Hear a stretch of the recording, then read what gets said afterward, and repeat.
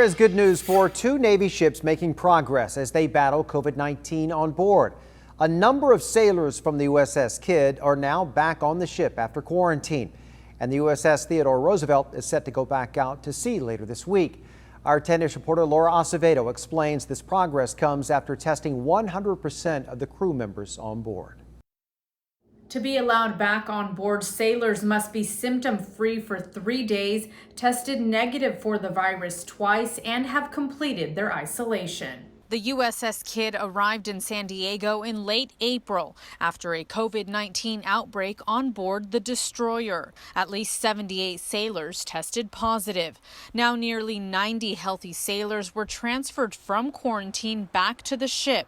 A small caretaker crew that was on board will now start its 14-day quarantine. But they will start being the caretakers on board the ship, as the others still wait for their tests to come back or remain in quarantine. The USS Theodore Roosevelt is set to go back out to sea later this week, nearly 2 months after it docked in Guam to deal with their coronavirus outbreak. About 1,800 sailors will stay behind. But if they have enough to safely operate the ship, then they certainly are going to get underway.